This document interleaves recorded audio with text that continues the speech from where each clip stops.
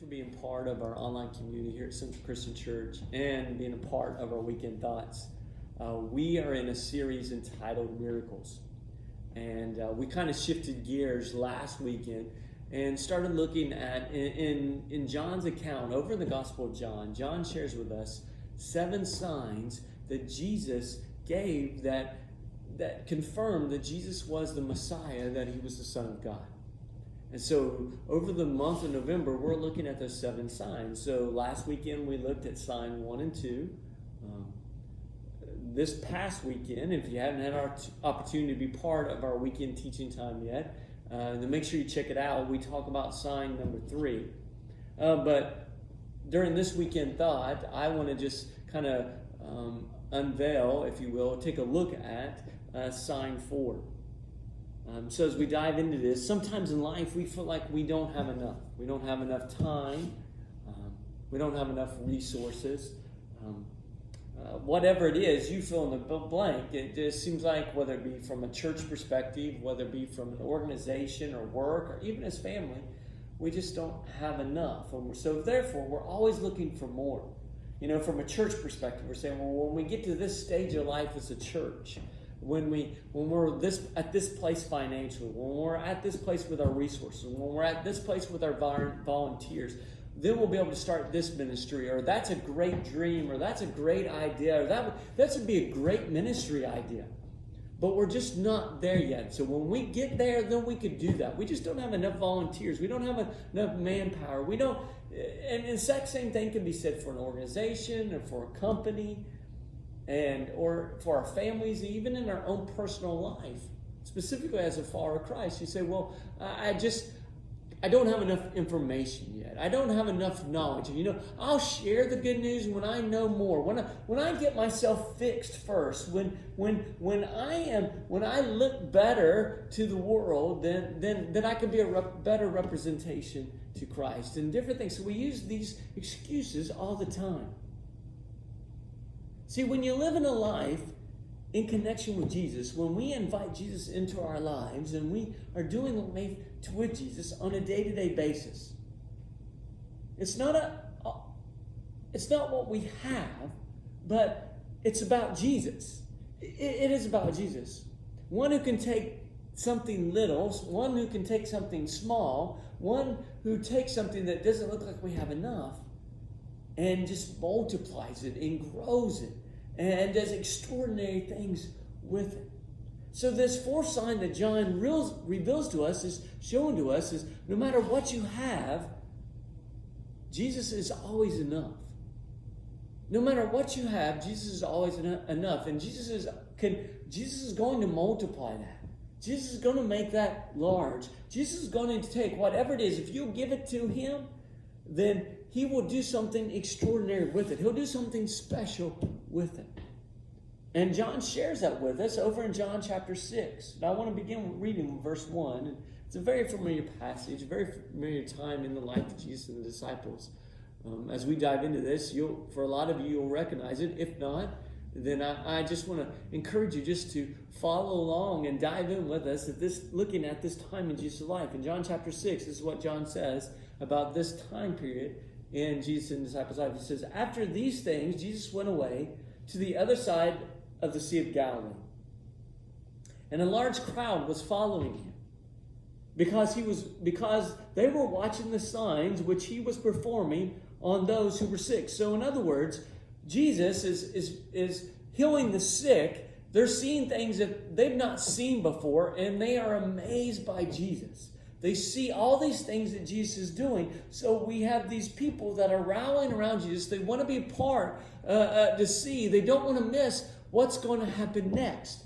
So Jesus and the disciples have gone to try to get away from this, to get a time of rest, to get a break from it all. And John goes on, and John shares with us that this group, they're coming. He says, but Jesus went up on the mountain, and there he sat with his disciples. Now the Passover, the feast of the Jews, was near. So Jesus, after raising his eyes, seeing that a large crowd was coming to him, he said to Philip, so here they are. They went up on the mountain to try to get away for a while, to try to rest. The Passover is coming. It's really near. And Jesus sees this crowd that is about to be upon them, that is searching for them, that is coming up on them. So he looks and he said to Philip, he says, where are we to buy bread so that these people may eat? But he was saying this only to test him, for he himself knew what he intended to do. So Jesus sees this crowd. He knows as this crowd is approaching, he says, okay, we're probably going to be around here for a while. These people are going to need something to eat. So Jesus looks at Philip and he says, where are we going to feed them? How are we going to feed them? Now, before I go any further, we have to realize Jesus was never in a hurry. He was never in a hurry. 2, he was always looking for moments to stretch the disciples. As mentoring them, as, if you will, an apprenticeship, he was always looking for these moments to teach them, to stretch them, to help them to grow, to help them to start to get all these things that were going on, that they were experiencing, and to help them start to put them together and see who he was as the Messiah, as the Son of God.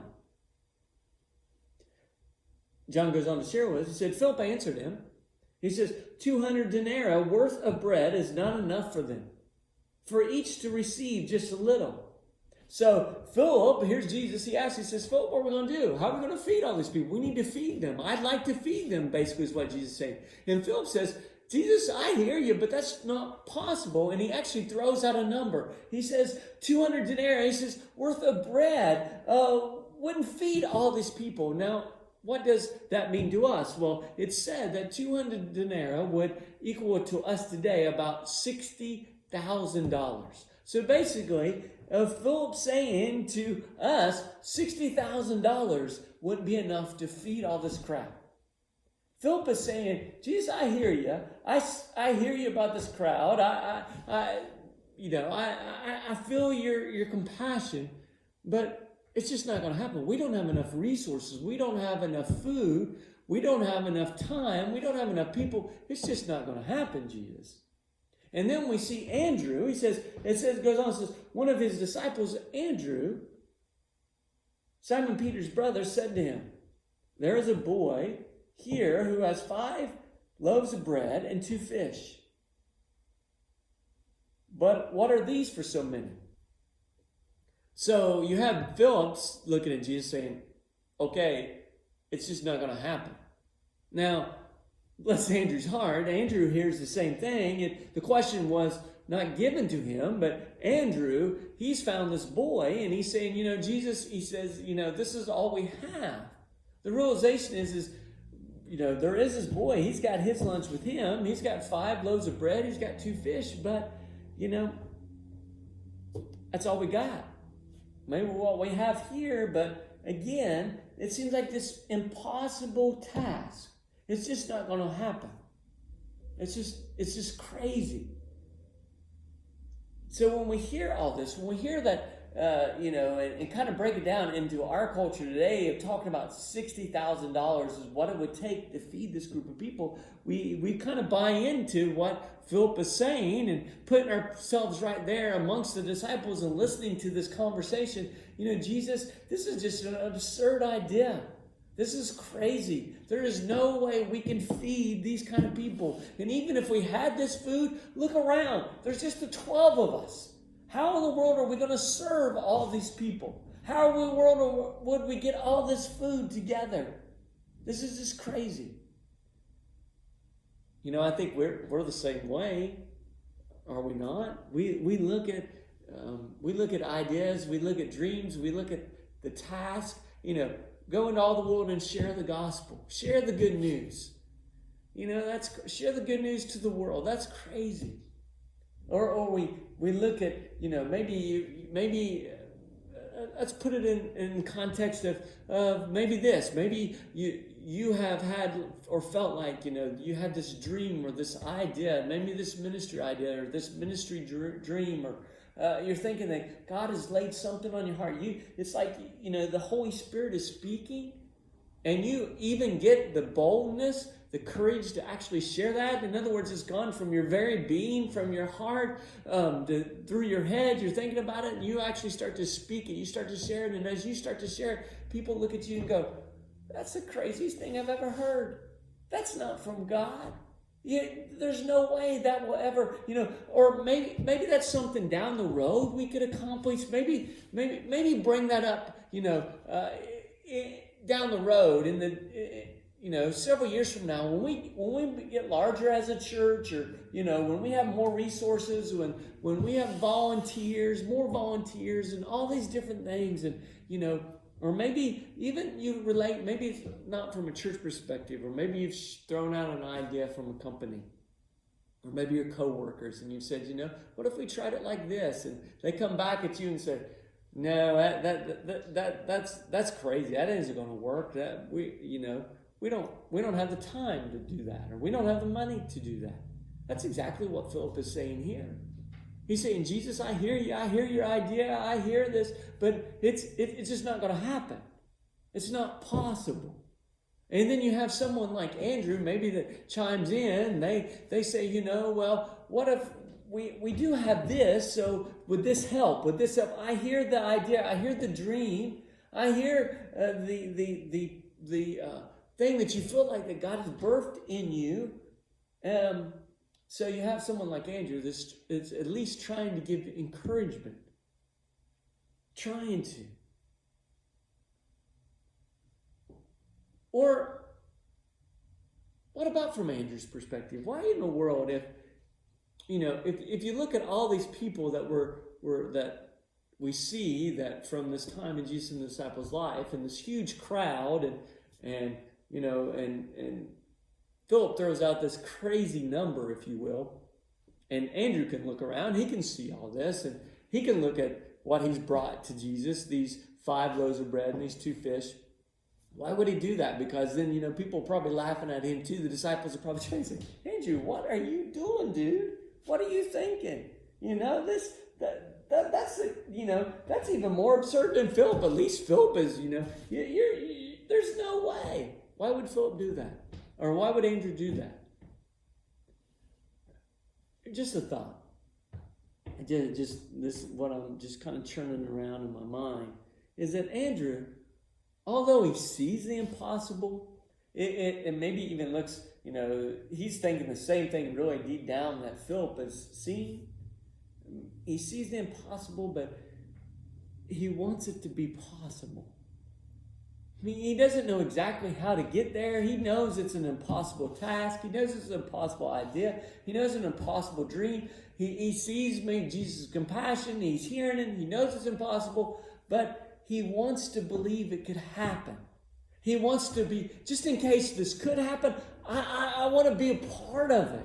I really want to believe this could take place. I really believe this could be something.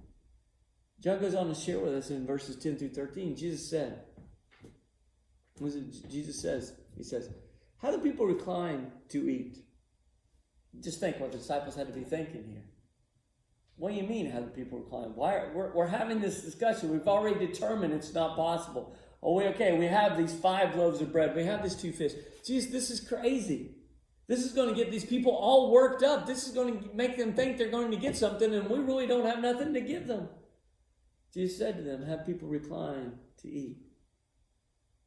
It goes on to say, John says, "So there was plenty of grass in the place." So it's John said, so there's plenty of grass for them to sit on. There's just not any food for them to eat. John just throwing it out there. He says, "So the men reclined, about 5,000 in number. Jesus then took the loaves, and after giving thanks, he distributed them to those who were reclining. Likewise, also of the fish, as much as they wanted." Now think about that. As much as they wanted, they could have. And when they had eaten their fill, in other words, they're filled up, they've had all that they want, he says to his disciples, "Gather up the leftovers.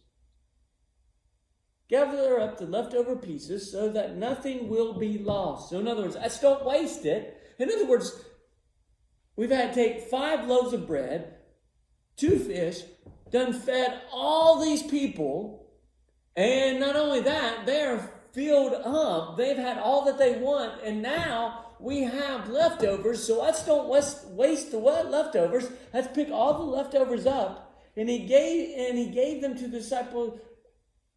And what goes on to say, so they gathered them up, filled the 12 baskets with pieces from the 5 barley loaves, which was left over by those who had eaten. So they pick up all these leftovers. Now Mark gives us the same account over in Mark chapter 6. And this is what he says in verse 39 through 41. I want you to listen to how organized all this was. Mark gives us more of an organized account. Listen, it says, and he ordered them all to recline by groups on the green grass. So both John and Mark are commenting on that there's grass. It's beautiful. It's green grass, a place for everybody to sit. But Mark says they reclining groups of hundreds and 50. So they broke them down into various areas on this green grass. And he took the 5 loaves and the 2 fish, and he looked up into heaven. He blessed the food, and he broke the loaves, and he gave them to the disciples again and again to set before them. And he divided the 2 fish among them all. So I want us to acknowledge, and look, Mark shares with how organized all this was. So it wasn't just some chaotic thing. It wasn't just, okay, well, here's the dream, here's the idea. Then Andrew comes in, he gives the 5 loaves, he gives the bread, he gives the 2 fish, and then all of a sudden he says, okay. No, they actually break this down. They actually organize it all. In other words, they're setting up. Here's the idea, here's the dream, here's the plan, here's what we have. Now let's organize around it. And then Jesus does the rest. Jesus does the rest. Back to John verse 14 says in chapter 6, says, therefore, when the people saw the sign which he had performed, they said, now listen to this, they said this, this is truly the prophet who has come into the world. So 2 things I just want to draw on, or for us to think about for this week, is that when Jesus gives you an idea, when from a person from a Christ follower perspective, when you feel like that Jesus is birthing something inside of you, a dream, an idea, a ministry, whatever it is, that when he's called you, when Jesus is in it, then there's nothing's going to stop it. And he although we might not see all the plan, that when Jesus gives us this births within our being, and we start to allow it to pour out of us, and we start to share it, and yes, people are going to come in like Philip did, and they're going to say it's impossible, it can't happen, and then there's going to be others that come in like Andrew, and they're wanting to be a part of it. They want it to happen. They're thinking probably in their minds, just like Philip, it's not going to happen, but they're wanting to be a part of it just in case. They want to believe that it can happen. They bought into the idea of it, that when Jesus is behind it, we organize around what he's given us. I want you to notice this. They took what they had. They took what they had. They gave thanks over it. Jesus gave thanks over it. In other words, they thanked God for what they had, and then they organized around it. And as they did, Jesus, this amazing miracle, this thing that seemed to be so impossible, became possible. This thing that seemed to be it can't happen. It happened. And not only did it happen, but it happened in an abundant way. It happened in a way they never could have dreamed that it could happen. So whatever we have right now, here's the thing, whatever we have right now is, as we pour into that, as we organize it, first we have to realize, we have to acknowledge what we have. Because whatever we have is what God has given to us. And if God's birthed something inside of you, and looking around at what you have, then he's going to give you what you need in the future. But all you have is right now, so you organize around it. You give thanks for it. You plan for it. You work with it. And as we do those things, this is an example to us. This is the 4th sign. as Jesus, as the Messiah, the Son of God, that Jesus will bless that. And not only will he bless it, but he will take it past more than anything we ever could have dreamed or envisioned or imagined. As we are good stewards, as we are stewards with. In other words, they didn't hoard it to themselves. This is what they had. Now, how do we use it? How do we use it? And that's exactly what we see here through this fourth sign.